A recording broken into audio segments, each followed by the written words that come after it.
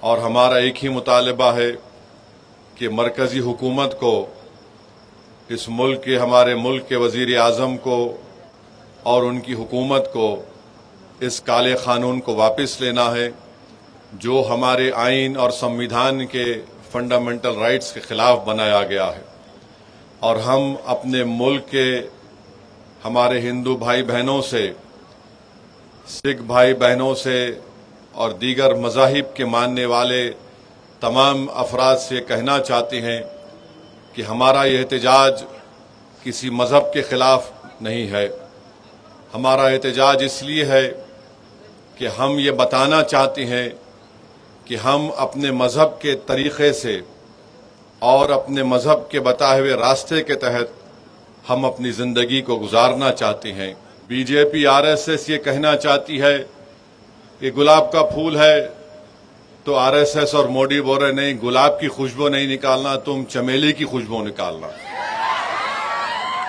چمیلی کا پھول ہے تو RSS بول رہی کہ نہیں، تم چمیلی نہیں، تم گلاب کی طرح بن جاؤ.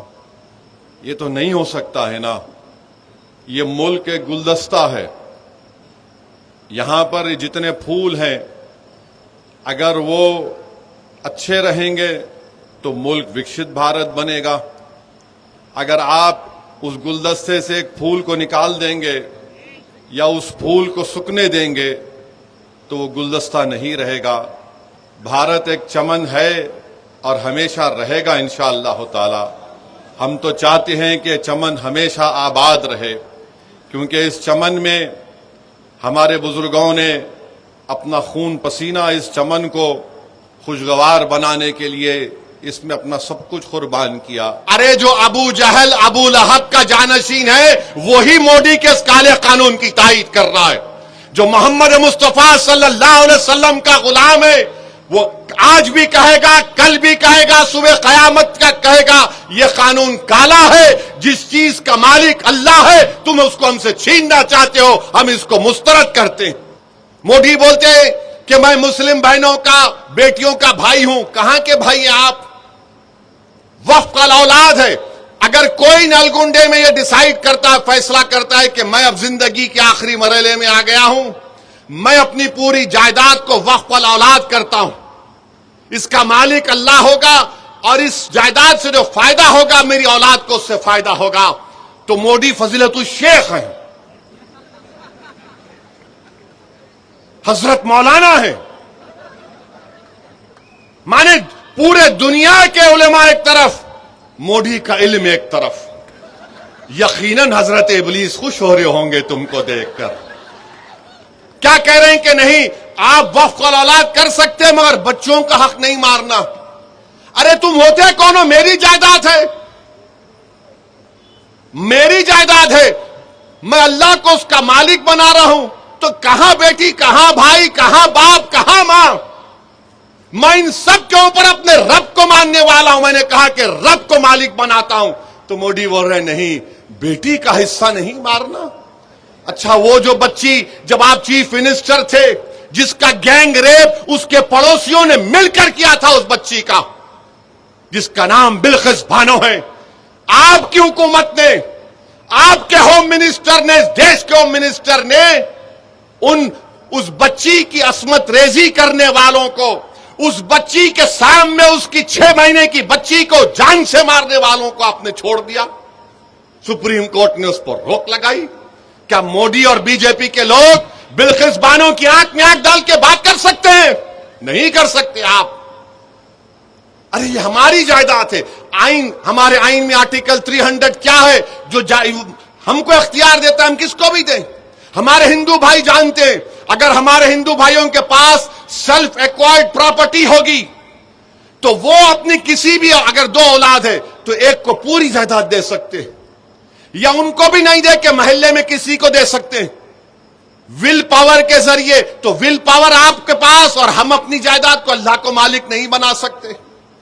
یہ قانون مودی حکومت نے بنایا ہے تو وقف کو برباد کرنے کے لیے بنایا ہے. تو آپ کو اور ہم کو اتحاد کو اپنے مضبوط رکھنا ہے، متحد رہنا ہے. آل انڈیا مسلم پرسنل لا بورڈ جو بھی پروگرام دے گا ہم اس پر عمل کریں اور انشاءاللہ تعالی ہمارا احتجاج جاری رہے گا۔ آرٹیکل 25 کیا بولتا ہے؟ ہر ایک کو ضمیر کی آزادی ہے، ضمیر کی آزادی۔ کوئی بولے گا کہ نہیں میں شادی نہیں کر کے ہم بالغ ہیں، ہم عورت اور مرد ہیں، ہمارا ضمیر ہم کو کہتا ہے ہم شادی نہیں کریں گے، قانون اجازت دیتا ہے۔ میرا ضمیر یہ بولتا ہے کہ تم کسی غیر محرم کو ہاتھ بھی نہیں لگا سکتے جب تک تم نکاح نہیں کرتے، یہ ہمارا ضمیر ہے۔ تو ضمیر کا ایک ہو سکتا ہے کسی کا؟ بتائیے آپ، نہیں ہو سکتا ہے۔ تو یہ انہوں نے یہ کر دیا۔ آرٹیکل 14 کا وائلیشن ہے کہ صرف انڈیوائیڈڈ ہندو فیملی پر اور آدیواسیوں پر لاگو نہیں ہوگا۔ تو میرے عزیز دوستوں اور بزرگوں، اسی اتراکھنڈ میں 170 مدرسوں کو سیل کر دیا گیا۔ کیوں سیل کیا گیا؟ کہ ان کے پاس رجسٹریشن نہیں ہے۔ اور آپ کو جان کر تکلیف ہوگی کہ مدرسوں کو اسٹیبلش کرنا آئین کے دفعہ 30 کے تحت right to establish and administer کی بات کرتا ہے۔ پھر اتر پردیش میں 350 مذہبی مقامات کو، جس میں مدرسے ہیں، مسجدیں ہیں، مزار، عیدگاہیں، ان کی نشاندہی کر دی گئی اور سیلنگ کر دیا گیا یا پھر اس کو ڈیمولیشن کر دیا جائے گا۔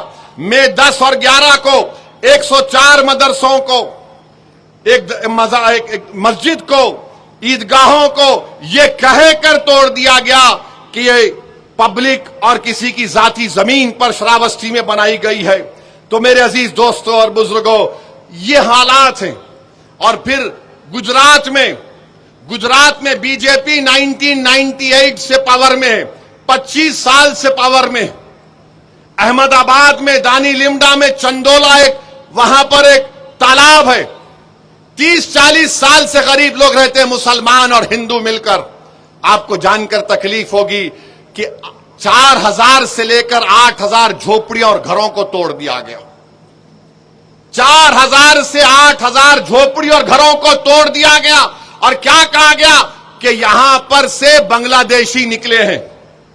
ارے بھائی 25 سال سے آپ حکومت کر رہے ہیں، آپ نے 1900-2000 لوگوں کو وہاں سے پولیس نے اٹھایا، 90% لوگوں کو آپ نے چھوڑ دیا کہ بھارت کے ناگرک ہے، مگر آپ نے 4000، میڈیا کے رپورٹس ہے، 4000 سے لے کر 8000 کے درمیان جھوپڑی اور گھروں کو توڑ دیا۔ بتائیے کہاں جائیں گے یہ غریب؟ اس دیش میں غریبوں کا کیا ہوگا؟ کیا غریب اگر مسلمان ہے، ہندو ہے، دلت ہے، بیکورڈ کلاس ہے، آج وہ دلت روڈ پر ہے؟ بنگلہ دیشی کیا کرنا ہے؟ اچھا اگر بنگلہ دیشی ہے تو فارنرز ٹریبیونل کیوں ہے؟ 25 سال سے اب حکومت میں ہے۔ میں پڑھ کر تکلیف ہوتی ہے کہ ان پر کیا گزر رہی ہوگی۔ متحد رہیے، یقیناً اپنے اپنے مسلک پر رہیے، مگر یاد رکھیے نفاق، اور اگر نفاق کوئی پیدا کرنا چاہتا ہے تو ان سے ہوشیار رہی۔ مجھے معلوم ہوا کہ نلگنڈے میں بعض لوگ یہ امید کر رہے تھے کہ بارش ہوگی تو جلسہ نہیں ہوگا۔ پیارے، بارش نہیں ہوئی ہے۔ اب جو عوام دیکھ لی، اب تم پہ جب بارش ہوں گی عوام کی تو ذرا تیار رہنا وہ بارش کے لیے بھی۔ اور ہم کو یقین ہے، ہمارا ایمان، ہمارا وجدان پکار کر کہہ رہا ہے اللہ رزاق ہے، اللہ جبار ہے، اللہ ستار ہے، اللہ غفار ہے، اللہ لطیف ہے۔ انشاءاللہ تعالی اللہ انہی کو غالب کرے گا، انشاءاللہ تعالی اللہ انہی کو غالب کرے گا۔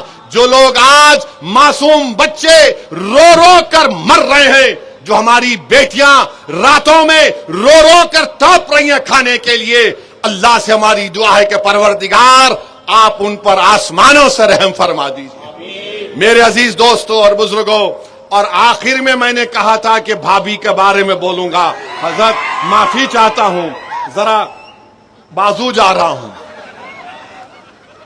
ابھی ہمارے بھوپال کے ہمارے ایم ایل اے صاحب، میرے چھوٹے بھائی نے خط لکھے، اور خط میں کہا کہ اویسی صاحب آپ حکومت کے ڈیلیگیشن میں جا رہے ہیں ہمارے مدھیہ پردیش میں، وہاں کے ایک وزیر نے ہمارے بھارتی فوج کی ایک بے باک ہماری بیٹی کے تعلق سے کوئی اناپ شناپ بک دیا۔